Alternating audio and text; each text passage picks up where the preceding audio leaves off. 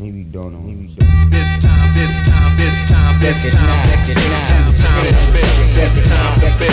This time to build. This time to build. This time to build. This time to build. This time power. This time to build power. This time to build power. This time to build power. What's up, everybody? I am your host, Chris Hampton. Welcome to episode 117 of the Power Company Podcast, brought to you by PowerCompanyClimbing.com. It is the day after Christmas, which means that some of the craziness of shipping things out, people buying training plans as gifts, thank you, by the way, is over. But it also means that our 3-year birthday for the podcast is coming up. New Year's Eve 2016 was episode 1 with Carlo Traversi. And we started this year with around 200,000 downloads, which seemed crazy at the time. And I decided makes it sound calculated, more like I blurted out that a seemingly unattainable goal of 1 million by the end of this year, because I just like big goals and pushing toward them. And we did not get there, which is not surprising, but we have had nearly 500,000 downloads this year, which barely even makes sense to my little brain. And even if I only put out one episode a month in 2019, we'll get to that million by next year, end of next year. Don't worry, though. I've got more in the can than ever, 50 or more sitting and waiting episodes, and I can't just let those sit. So you won't just be getting one a month next year. And we're going to get there, which is exciting.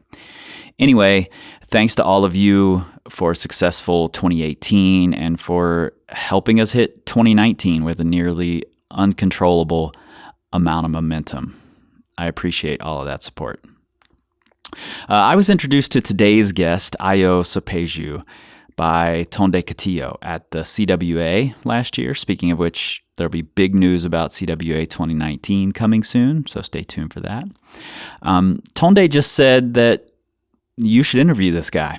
And I didn't know anything about Ayo, but a very brief conversation yielded that I'd be visiting the Minneapolis Bouldering Project, where he's head setter for a performance climbing coach seminar. And I trust Tonde's opinion, so I did some research, and Ayo and I made it happen. Ayo is a world-class competitor, but it was his setting and art, or more exactly the intersection of the two, that really interested me. We sat down in the Minneapolis Institute of Art, and you'll hear that ambiance in this conversation, and had what turned out to be one of my absolute favorite interviews of the year. So let's get into this. Maybe don't know. The way I imagine what happens when a climber or competitor does well is that they climb what is in front of them in a way that is really expressive of them and their interpretation. Power. This time to build power. This time to build power. This time to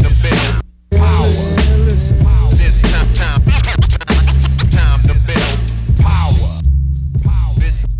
I started drawing a bunch just after university, and for me, I look at a lot of art and realize that I was terrible at drawing real things. So I kind of tried to go in the opposite direction, and thought, okay, if I can't draw things well, I should draw things really simply.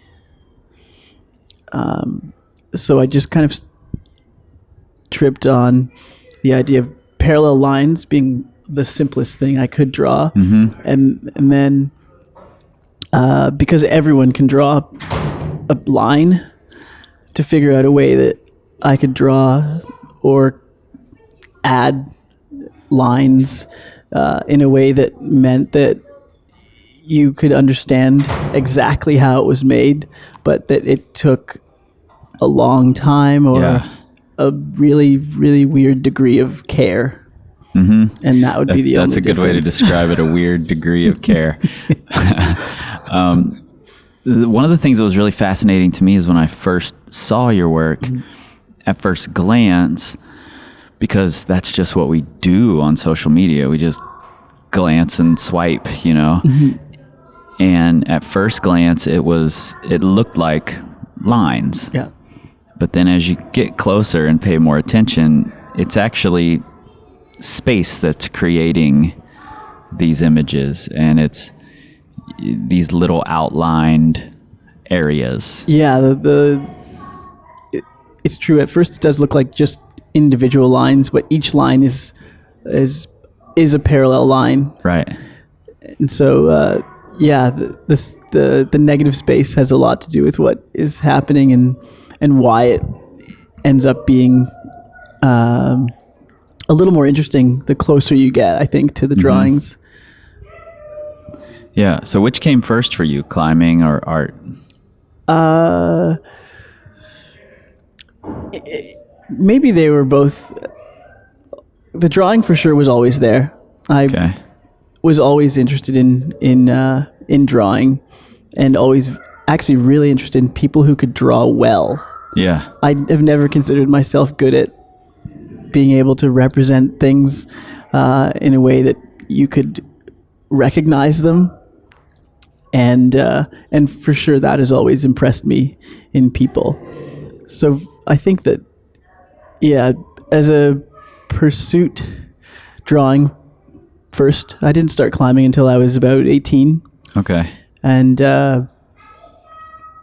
then professionally, I think I kind of stumbled into both again right around the same time. Had you already started to develop this parallel line style at the time that you were professionally falling into both? I was for sure already setting at that point. But I think this parallel line thing started a little bit later. Yeah. I was house sitting a friend's place who was on a climbing trip actually, and had been sketching just because I was bored, waiting for something to cook, I think, pasta to boil. And I think I started to draw like an octopus, and its arms did something like the parallel lines on like a more loose scale. So I shrunk it over a couple of days, and I think that's where the parallel line things started. I was already setting a bunch at that point for sure. So I don't think that if you're asking if there was a connection between those things, loosely, I think I was starting to think of myself as, or deciding what I might do with my life. Right. And I think, as it became an idea that it was possible to sort of be a root setter, something similar came out of drawing and producing art, whether it meant that I was going to be an artist. Yeah, and I'm not necessarily trying to draw a connection between those things, but I do think that there are similarities in your art and your setting and your demeanor in general. I can draw parallels there for sure. Maybe I'm totally reaching into left field, who knows? But I do find it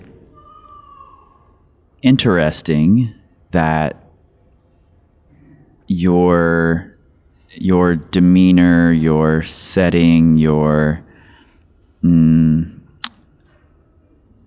being, for lack of a better word, I would never connect to competition climbing. Ah, interesting. Partly because of my perspective of competition climbing, because Cool. I was never a comp climber, and I don't have that that background, that perspective. So I'm curious to know competition climbing and then setting as what appears to be an art form. And Tonde would tell me, no, it's not art. But setting as design, let's say that. Yeah. They seem to be a little at odds in my mind. And they're obviously not in yours. So I'm curious how they work together. As a competitor moving to the setting side. I know that's a out there layered question. Yeah, there might be a few questions in there, but if I move back into the connection between all those things, I think that is an obsession of mine. Something that happens for me always is I am always trying to connect things. Yeah. So if there is a connection between competitive climbing and route setting, and then in some further off place art, I think expression is a really central idea in those things, in like how we can express an idea or a feeling, and then maybe what is the goal of each of those things. I'm sure in some ways the idea came from watching other climbers and conversations with people like Tonde, actually. Is that one of the new ideas that is forming a lot of what I think or how I feel about what is the goal of a competitive climber is that the climber who is really effective in a competition round is actually just expressing themselves very well at a really high level in each boulder. Sure. And inside some sort of parameters. Yeah, that's right. The format is one of the parameters, the 5 minutes or 4 minutes, or right. what we do in that. And then the boulder itself, in an old idea for me, the climber has to find out what the route setter has given or decided or something like that. But then more recently, the way I imagine what happens and what happens really well when a climber or a competitor does well is that they climb what is in front of them in a way that is really expressive of them and their interpretation. And that's how you do well in a competition, that you're able to express yourself very well. For the route setter, something similar is that we understand parameters, the materials we have, the area, the place where we are, and then things like what we're supposed to produce, and then how we can express ourselves in that space to satisfy things like who will climb this thing, who will attempt it, how can they interpret, and how will they try to interpret this thing, and then is there some intersection between what we place there and how they perceive it. So we are trying to express an idea. As a route setter, it can be something as simple as grade, but it can also be something as complex as grief. Sure. And then does this translate into the climber? Do they feel or understand, or how do they feel or understand or look at it? And then maybe in like a a similar sense, this is what we're doing with art as well. We're trying Yeah. to express some idea. And you've given yourself these parameters. Right. You're drawing parallel lines, and you're stretching those. You know, I just commented looking at your work that one of the things I noticed seeing it in person is that some of the lines are considerably heavier, some of the lines are considerably softer, and that gives it this feeling of depth.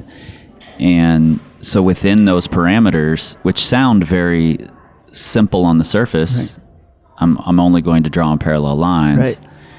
There are still a lot of ways you can express yourself within those parameters. Yeah. And Yeah. then I may get a different feeling out of it. That's the most interesting thing for me is always that in each of those three contexts, maybe in two of the three contexts, we produce something, and the interpretation is more powerful than the object for me. The artist makes something, and then it's, for me, it's gone. It's not mine anymore. Someone sees it, and that's the interesting thing. In the root setting, this is also, for me, very true, is we produce this thing, we intend something very, either something very loose or something very specific. We want them to climb this way, or we want them to interpret something, or even we want to see what they interpret, and then it's theirs again. The consumer, the climber, the person that's going to play with this thing or be massively frustrated by this thing does it without us. Right. Yeah, that's really interesting. Because I'm not a root setter, when I'm in the gym, the language we use surrounding how we're climbing on a problem is things like, what did the root setter intend? Right. Or I broke their beta, or things like that. And maybe that's not accurate. Maybe what's actually happening is you've built this thing, designed this thing, and then it had no real specific intention other than to give someone an emotion, a feeling, an experience.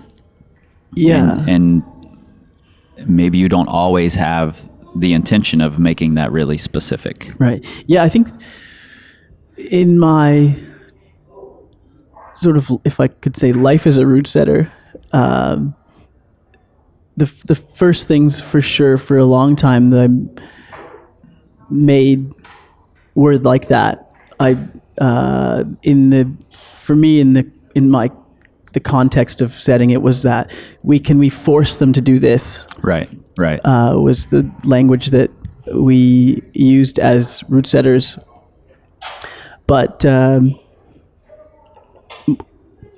I think that's changed a little bit because the climbers are much better than we are, and they're much more creative very often than we are.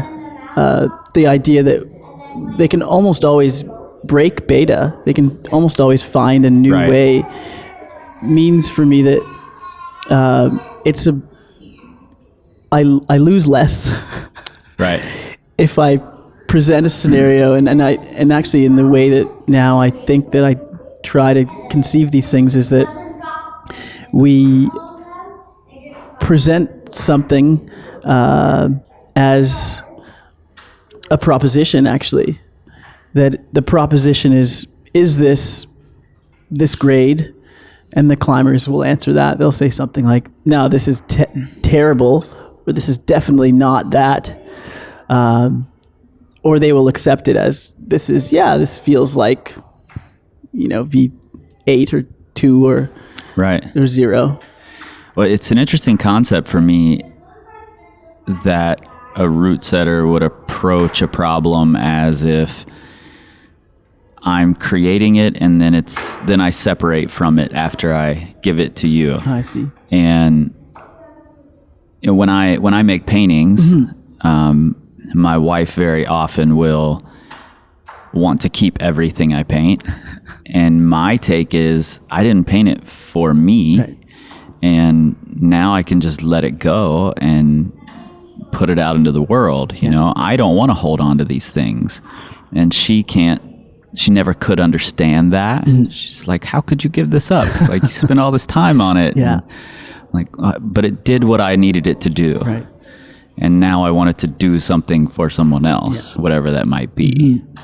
And I hadn't viewed root setting that way necessarily. So I'm going to go ahead and say that Tone Day is wrong. It's art.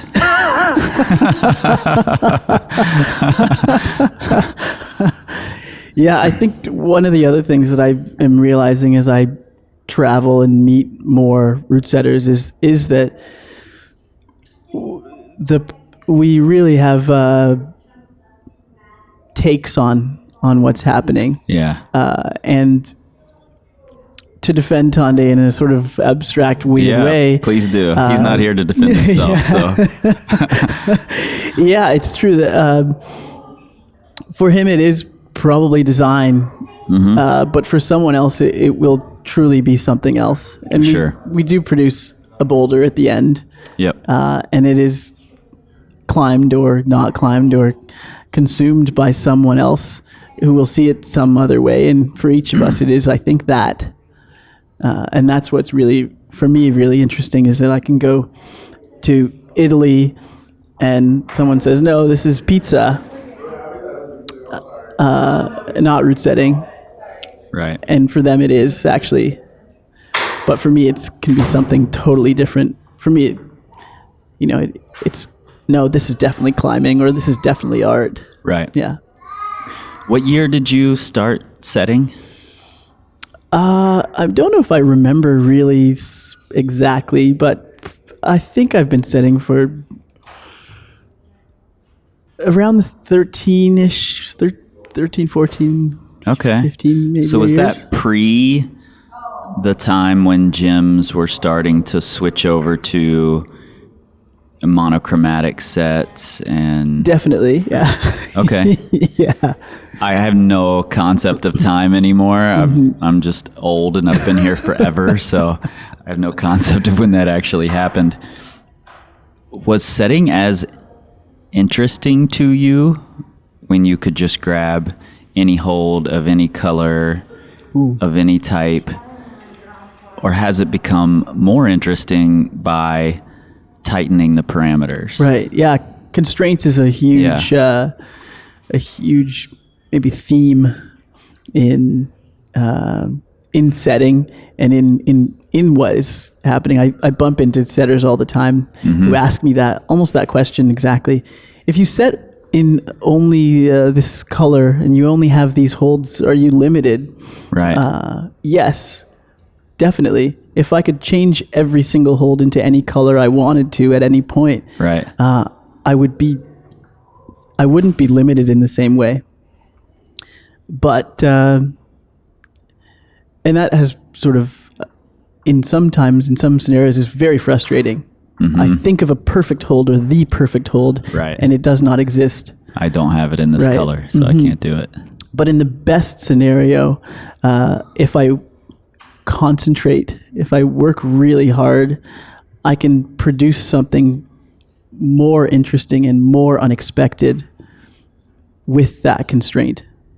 I think it's, if we think about it really quickly, without a lot of effort, we are simply constrained. But the best, whatever we are, root setters or problem solvers really, and this is kind of close to the competitive climber, if we wrestle with this thing really hard, we can be very creative with it, and that space of being really, really creative produces really interesting things. Yeah, where I can take this weird screw-on that's too small to produce V0, and then I can produce V0. Right. You know. Right. Yeah. I mean, when I was first sort of developing my music years ago, one of my favorite ways to build my skills was to give myself this set of constraints. You know, I have to do these certain things or the song isn't complete, you know, and that limited me for sure. Yeah. But it definitely forces you outside of your own little box that you've built for yourself, you know, and we all have it no matter who we are. So yeah, I mean, I hadn't thought about the fact that those constraints do build more creativity. We want to think of creativity as, oh, the world is at my fingertips. I can do anything I want to. But having those constraints forces you to think in a different way. Yeah. There's a theory in evolution. It's called punctuated equilibrium. It suggests something like that the biggest evolutionary events happen when there's some pressure. Right. Development happens when something's blocking. Exactly. Yeah. And then in the times when we have all of we have all the food, there are no predators. We don't need to change. We don't really need to evolve. Right. So we kind of just stagnate. We stay the same. Yeah. It's not nice when we introduce wolves into the system, but it produces really interesting things. It produces faster animals or animals that can hide or animals that can change color. Right. And that's, I think, in a lot of not just creative places, but really in any place that we have to produce some work, results that we didn't expect. And the results that we didn't expect are, for me, the most interesting. Yeah. For just a nuts and bolts question here, do you ever encounter a situation where or how do you react in a situation when you are looking for that perfect hold, you know you want there, it doesn't exist, and you really want to create this specific thing? Do you ever just start at the beginning, strip it all, start over, or do you always solve from that point forward?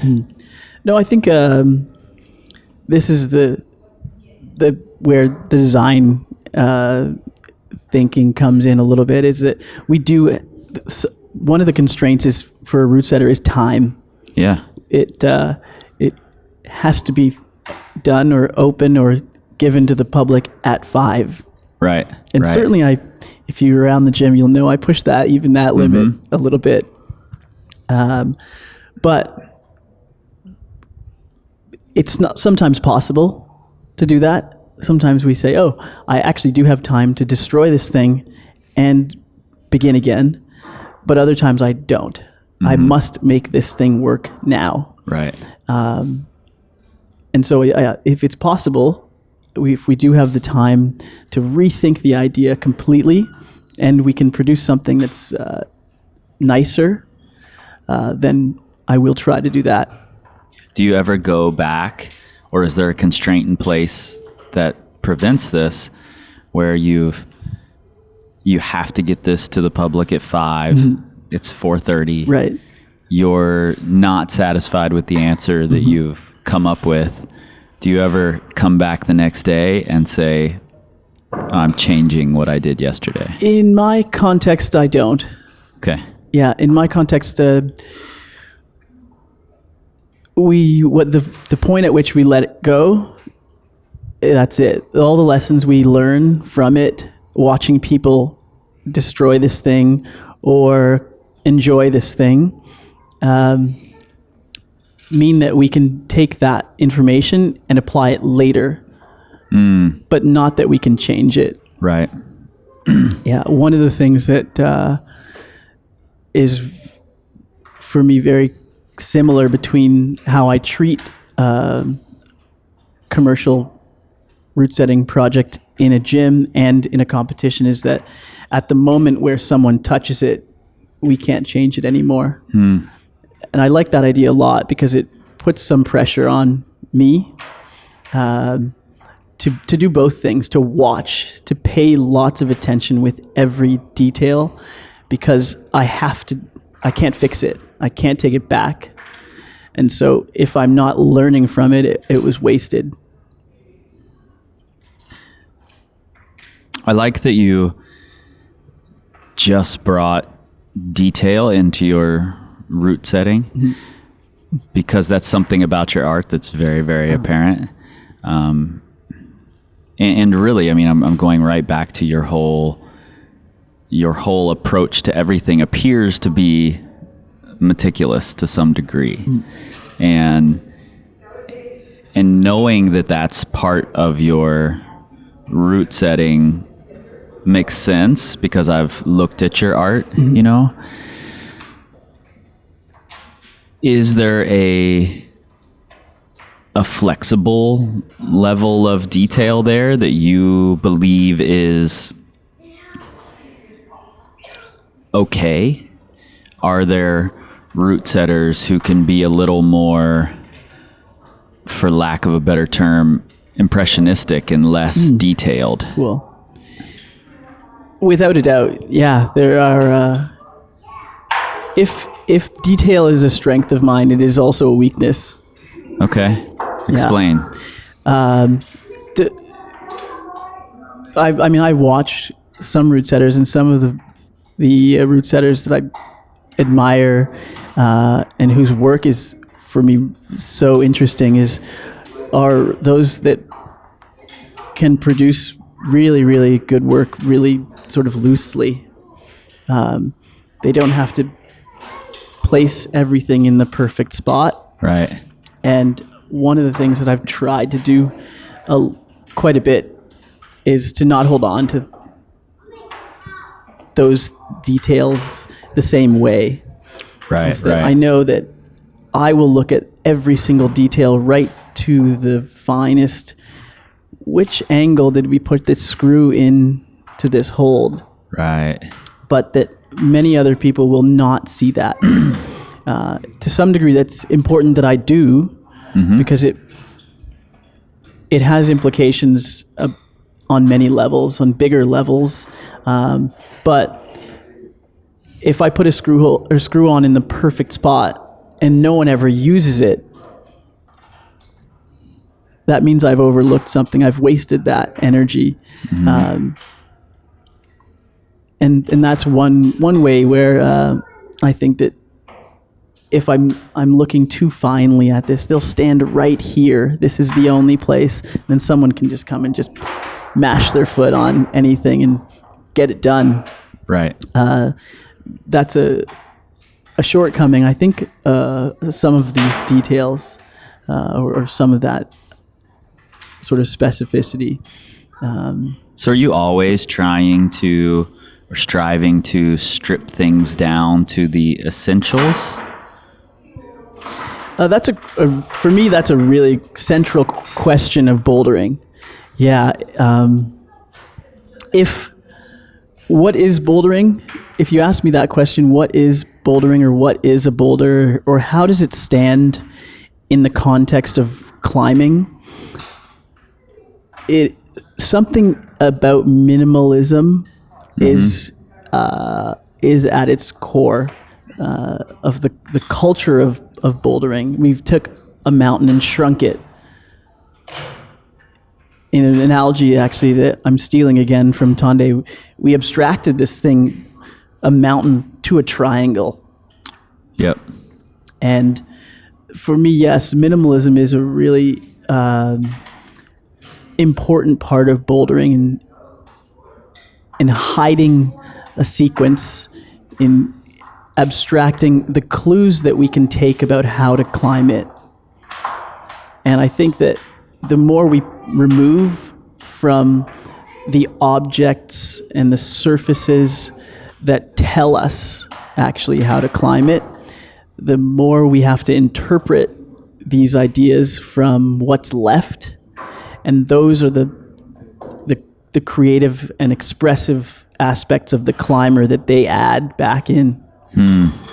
I want to give you a thing that doesn't look like climbing at all. Right. And I want you to tell me how it is climbing. Right. So, keeping along the lines of gym evolution, setting evolution, at some point in the last, again, I have no concept of time, but at some point in the last 5 years, somewhere around there, density of holds in the gyms seems to have gotten less and less, and gym size in general has gotten bigger and bigger. So we're left with a couple of lines on a section of wall. For me, that's very aesthetically pleasing when I walk into the gym. Though I'm also stimulated by things like the A or cats and spray walls that are completely covered in holds. If I were to pull something from your artwork, I would guess that the fewer lines, open spaces seems more in your wheelhouse, but is that the case? Because I could also make a case for why the spray walls and these clustered walls work for you as well. If you come into MVP, it's true. I think that the thing that strikes people very powerfully is the number of lines seems quite few. And I think that has something to do for me with one of the things that is being asked of root setters a lot is to create a particular experience. The lines that fall into some of the cultural characteristics that we value in climbing, that are pure, that are clean and easy to see or read and interpret, I think for me are part of that question. When the owner of a gym says to me, we need to produce something for a climber that is easy to attempt, actually, where their experience has to do with interaction with the climbing or the climb that's intended and not necessarily the others. Right. From the moment they walk in the door as well, not just that's right. when they pull onto that problem. Yeah. If the experience happens from the parking lot, actually, that's very powerful. Yeah. If they look into the windows of the gym and are captivated there, then for sure that I have done a good job, or I've started my job. And if I understand my job as beginning there, I think that I'm a better root setter. But the same thing can happen in the exact opposite. There's a picture of a spray wall in Japan that I've seen, and a few people have sent it to me now. Project Wall, Dai's Gym. Exactly. Yeah. That the holds are so close together that it seems like almost unusable. Right. Can we even hold all of those holds? The impact of that is at least as powerful as the minimal gym, where if you look in, there are only 5 boulders. Yeah. I think that we choose the aesthetic. We choose the way that we create this impact. And that's what I think is happening in a lot of the places. For the climber who doesn't know what is going on, for an ease of use of someone who walks in off the sidewalk, or for someone who is fully enculturated and believes that the purest line is not the boulder that has 1,000 eliminates on it. It has this singular thing. Those places interact really well in a place like MVP. But even myself, if you move a little further into the gym, you'll see that the spray wall is really different. It does not follow those constraints at all. Right. It is about similar ideas about a weird type of experimentation, but it is maximalism. It is not minimal at all. Right. Yeah. And I think that idea is, for me, really, really interesting. I spend quite a bit of time when I'm climbing in the spray wall because of its,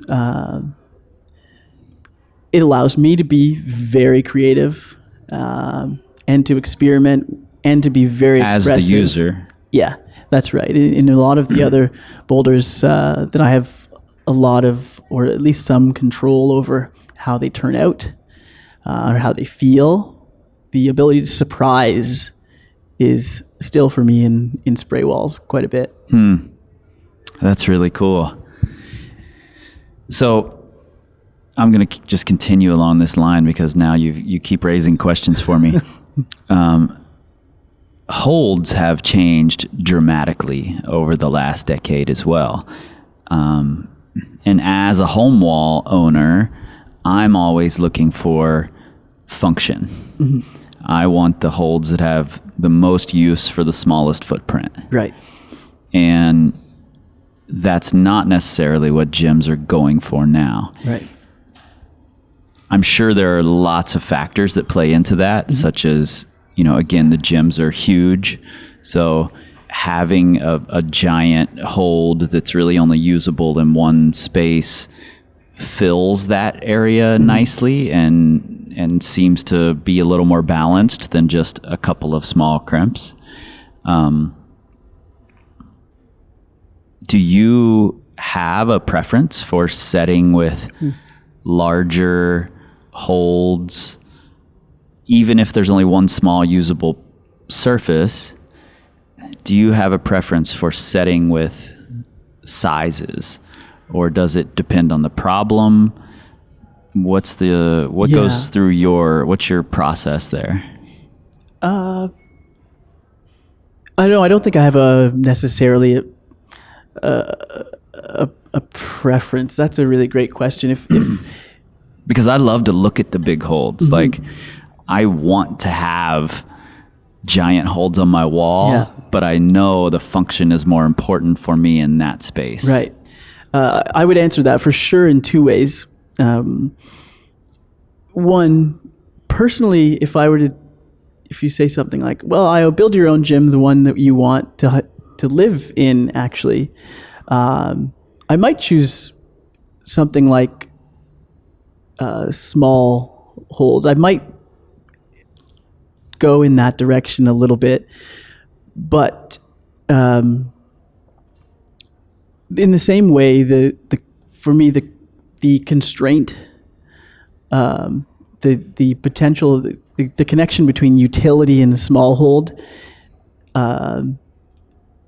is blurred to me these days.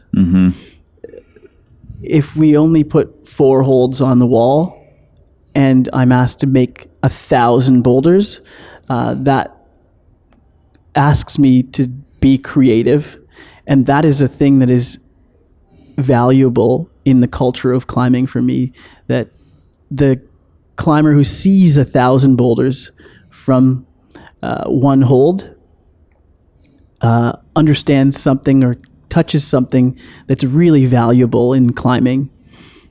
And I want to create that feeling as well.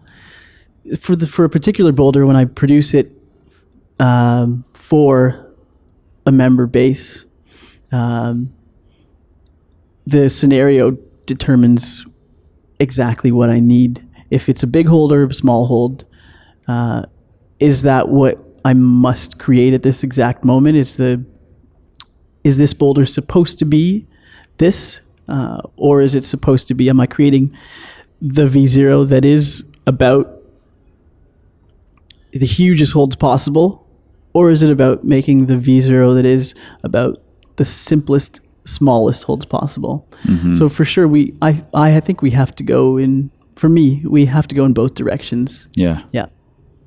Okay. Do you think about the negative space in the gym, on the walls? You know, when you're doing a new set, it's essentially you have this section of the gym as canvas. Do you think about the aesthetics of the space you're filling in versus the negative space? Or is it totally utilitarian? There is, I think, a stronger connection between utility and the placement of objects in this visual field, if we can say something like that. I 100% look at the negative space for sure, because again, for me, the impact I create starts from the parking lot. It starts from where we first interact with this thing. If you see something from outside the gym and you move to it and that's the first thing you touch, then we have done something right to create a particular type of experience. So to answer your question, I do treat negative space very carefully, but it is in the end subservient to utility. I must understand that there are 1,000 people actually who need to move through this space, sometimes in a day, and I can't produce only 5 boulders for these 1,000 people. So one of the considerations is, okay, first, how can we create impact in an individual line? And then how do we differentiate it from the line that moves beside it or on top of it, so that we can maintain a powerful experience that is not easily confused, but where we can accommodate, or at least move towards accommodating gyms these days that literally see that. They see 1,500 check-ins a day. Sure. So that's one of the considerations for sure in my visual evaluation of the wall, is how close can we make these boulders in different styles, even stacking them directly on top of each other, and maintain the experience that is the cultural center of climbing, that says something like, this line is beautiful. This is the one that I want to climb. Can we do that for every single boulder is a very difficult question, but one I think that I want to try to move towards answering in every set, really. Yeah, something that happened that I really enjoyed, and I hadn't thought about the setter's role in this actually, which is a massive oversight on my part. During the seminar this week at MVP, I ask all of the coaches to go find a limit bouldering sequence, a short, difficult sequence that they're excited to work on, and spend the next 30 minutes working on it. And simultaneously, I'm asking them to all coach each other, and let's work on the language we use while we're coaching, and struggle through it together. And what ended up happening is, it's a big gym. There's a lot of space. There are places where one person could be hidden around the corner and you might not see them for the entire session. But that's not what went down. People congregated in spaces where there would be a V3 climber next to a V10 climber, next to a V6 climber, all climbing in the same space together and excited for each other. And that happened naturally. I didn't say, you 3 go to this section of wall, you 3 go to this section of wall. And I think from a gym's perspective, that's probably really, really valuable, because it creates this really supportive atmosphere Yeah. around the boulders. Yeah, I think another thing that is being asked of root setters is what is the connection between placing these things on the wall and supporting the community that touches them? What's the connection between V0 and the climber that is in that space at V0 and the climber that is in that space at V13? And for sure, we pay some attention to that as well. That if all the V0s are in one side of the gym and all the V4s are at the other side of the gym, we divide the community in a really strange way that doesn't allow the interaction of these people who are family. They might be parents and kids, or they might just be a group of friends.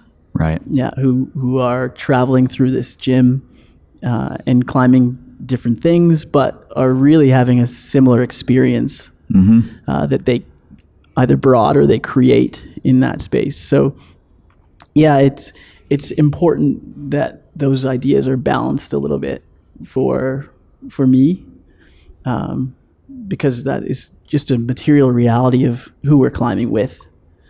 Yeah. Yeah. So what we're basically getting at here is that Tunde's right in its design. I really want to just prove him wrong, but he keeps being right. So when we were on our way here, we're right now we're sitting at, is it Minneapolis Institute of Art or Yes. Minnesota Institute of Art? It's one of the two. It's Minneapolis. Okay. Yeah. And we're sitting here in this shared space, but on our way here, you mentioned that you thought it would be an interesting intersection of form and function, and how that's in relating to climbing and setting and in gyms currently. And when we first walked in here and we sat down, the place was empty. And then everyone listening heard all of the commotion. They heard the blocks being played with in the background by the kids. And when that was first happening, I was like, we should just stop this and move somewhere else. But then I thought about your comments about form and function, and in a place like an art institute here, in an art gallery, in a museum, we walk in and we're often thinking only of form. And then hearing this kid behind us playing with the blocks makes me realize there's function happening here too. How do you see those things playing together in the gym? And I know that lots of people have differing opinions on this, and we've touched a little bit on it through this conversation, but I'd love to hear your take on it. Yeah, it's true. There are a lot of communities and uses that happen in a place like the gym, and here as well. A lot of the objects, on one level, the objects that are on display here are not all and have not all been created as art pieces. Right. We see them that way, but they Right. were created as something functional. Exactly. At the point they were created, this was a bowl, Right. and it was made with cultural influence, but it was to house food. And we now see it as a representation of something that is art, or that we can put in an art institute. And that's a really interesting intersection that I think is similar to one that it can happen in the gym as well, is that we can create something and it is utilitarian. We can say, this is a representation of V3, but someone else will have an experience on it that is powerful for them, that takes it past simple utility. That's one example that for me happens all the time, and one that in my practice I like to think that I'm moving towards. I'm trying to do something like that in the setting. But another thing that happens for sure in the gym is that we create this place where people come into, and they're using it in vastly different ways. Some will literally just look. So whether it's a parent or a grandparent or a brother or a sister, they literally will just look. Or if there's someone is just coming to the space to work, actually. And some are using it in another completely different way. This is the place that I hang out with my grandson. Right. And we kind of have to pay some attention to those things. It also means something about a give and take. That in the Art Institute, there is a section where kids can play with blocks, and that is connected to the creation of art or the representation of art and who takes place in it. So yeah, it is kind of funny that we are here. We found a quiet place, but the people have found us too. Yeah. And like I said, at first I got really annoyed with it. Like the technical side of me is like, this is going to sound horrible, but that's really not the case. And it just sounds like life. Right. And that's what this really all is. And now thinking about the objects in these galleries here, we were looking at these ceremonial masks and religious items, and like you mentioned, bowls. I walk in, I see those things as art. Someone created them with function in mind, but also with an eye toward the form. Yeah. And I think that's something interesting as well, going back to the evolution of climbing in gyms that has happened both in the gym, the gym building itself and in holds. If I look at things that Ian is shaping for kilter or that Nick is shaping for kumiki, it's very much function. They put a lot of thought into how are you going to grab this hold? How does it feel? What does it make you do? But they're also beautiful. They're great to look at. And so, I mean, it's fun to see it all coming together. And I think that your perspective on it is really important, and being able to draw the lines connecting those things inside the gym, within the setting, and just within the community that uses the space. Cool, thanks. Yeah, so I appreciate you taking time out of your day. I know it's been a busy week, and sitting down with me here, and for bringing me here. I thought, this was a great idea, so I appreciate it. Yeah, for sure. Thanks for having me. Yeah, thanks, Ayo. I really love talking to setters who put this much thought into their work, and I couldn't ignore that Ayo also puts that same level of care into his art, his conversation, everything. And listening back to this really helped me realize that while having these conversations, over 170 hour-long face-to-face conversations in the past 3 years, has become an addiction for sure, I'm often missing some of the reflection that could come from them. And I'm going to work on that this year. I've put links in the show notes right there in your pocket supercomputer to photos of Ayo's art. Look closely at it. Zoom in. Take some time to realize the level of care that's involved. And if you get the chance, climb a circuit at the Minneapolis Bouldering Project, where Ayo is head setter, and realize the same level of care there. You'll also find a link in your show notes to follow Ayo on Instagram, and I suggest that you do that. And you already know where to find us as you close out 2018, powercompanyclimbing.com. You can support the podcast on Patreon. There's a link to that. And follow us on the social medias, at Power Company Climbing, on the Facebooks, the Instagrams, the Pinterest. And, I mean, you could try to follow us on Twitter. It's It's not going to happen because we don't tweet. We scream like eagles. This time, this time, this time, this time, this time, this time, this time, this time, this time, this time, this time, this time, this time, this time,